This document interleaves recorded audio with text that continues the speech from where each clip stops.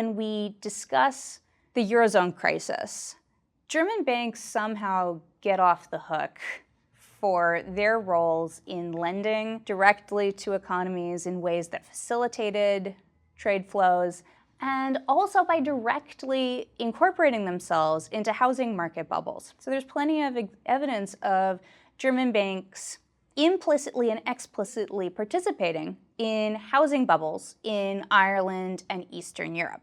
The IMF has played a pretty central role in the official policy responses to the Eurozone crisis. When we hear about the Eurozone crisis, we often hear about the Troika, which is composed of the IMF, the European Central Bank, and the European Commission, which is a body of the EU government. Together, those three organizations have dictated largely pro-austerity policies, have requested structural labor market reforms, and have imposed really punitive measures on countries that have accepted bailouts for various reasons. The problem is that those structural reforms and fiscal consolidation measures of austerity have had really dramatic negative consequences for particular crisis economies in Europe, namely Ireland, Italy, Portugal, Greece, and Spain.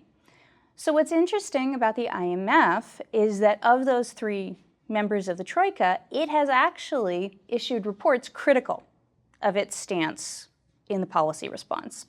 Internal review committees have released at least 2 papers arguing that the IMF was mistaken in how it recommended austerity and that it should have taken a lighter touch and allowed European governments to spend more in times of crisis.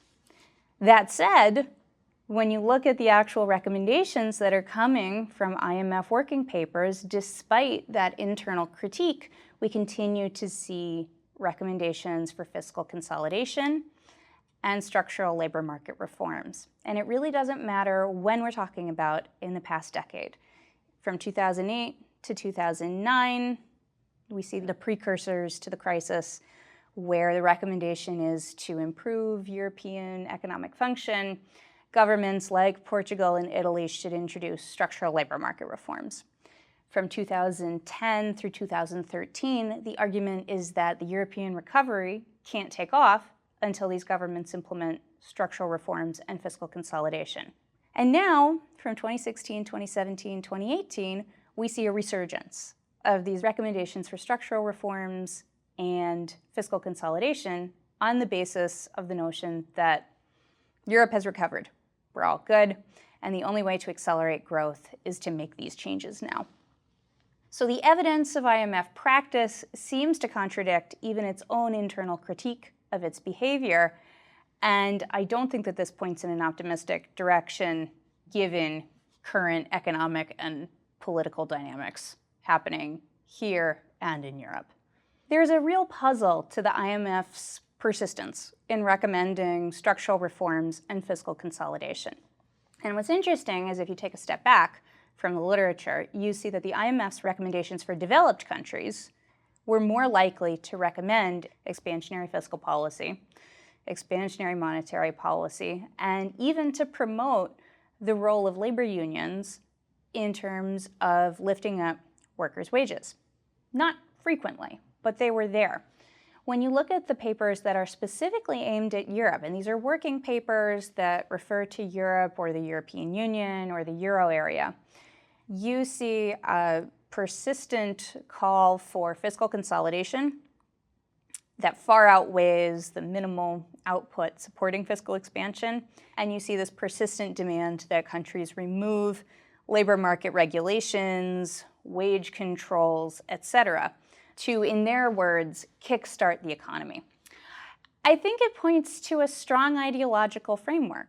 There is a certain self-perpetuating notion in the IMF that the only way to grow is to implement these policies. And this unwillingness to explore alternate avenues for growth is troubling, particularly given the experience of countries relatively recently, like Portugal, which, after a series of elections, allowed a leftist government to actually implement tax cuts and spending increases, which were followed by improvements in employment and overall aggregate demand. Broadly speaking, the European project has been pretty good for big businesses within Europe. It has increased market access across the Eurozone. It has made it easier to conduct commerce. It has facilitated the flow of capital across borders. And when we look at linkages between corporate boards among the top 25 or the top 50 European firms within the EU, we see increasing interconnections among them. So there seems to have been something in the air, something in the legal circumstances that has facilitated greater cooperation among these firms. Something else that's interesting is that we've seen increasing ties between management and supervisory bodies of these firms and governments at the national level and at the supranational or European level. In tandem with this, we've seen increased linkages with academia. So we've seen increased linkages between management of these firms and universities, and that's basically across Europe, across the EU. What's interesting about this to me is that it looks like the financial landscape prior to the 2008 financial crisis in the US. Charles Ferguson in Inside Job paints a pretty demonstrative portrait about the connections between government and finance and academia and finance, where conflicts of interest may have prevented actors who should have been regulating from regulating, and academic actors who could have lent their credibility and their voices in favor of less ultimately damaging policies to step back and argue that the status quo was good the way it was. Within Europe, the linkages between these board members and government, on the face of it, may not be a problem. However, delving a little more deeply, one finds examples, and I can't remember the specific firm, of an individual who, a German man who was featured prominently in the news media arguing in 2013 that Greece should be kicked out of the Eurozone. So these corporate figures have economic power, and when they have ties to the government and advisory bodies of the government, they have additional political power. The potential for conflicts of interest does seem to be there. So this seems like an important feature to delve into in greater detail, and it's something I really look forward to doing. German finance, I think, is an important actor that seems to get less attention in a developing literature examining the Eurozone crisis and the aftermath of the Eurozone crisis.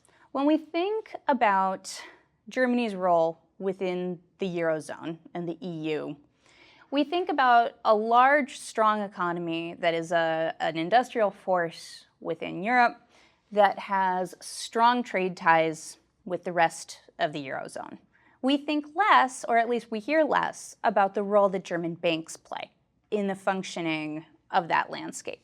I argue in my work that German banks responded to domestic market features by expanding into financial markets in other Eurozone countries, and that we can't separate the trade imbalances that arose subsequently and the current account deficits that arose subsequently from those financial dynamics.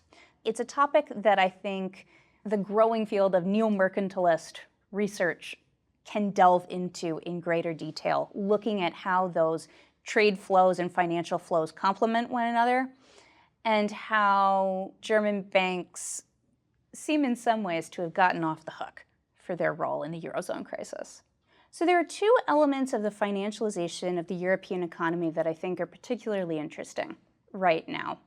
First, when we look at the composition of the largest European firms over the past 18 years or so, so going from 2000 to 2018, which was the most recent corporate board data I was able to come up with, what we see is that the composition of those large European firms seems to be changing.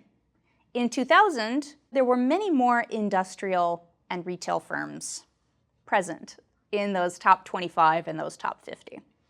What we see over time is that increasingly banks like HSBC Holdings and BNP Paribas and Deutsche Bank and the Italian firm Assicurazioni Regionali have increased their share of revenue being earned and the share of linkages that they hold with other firms across the Eurozone.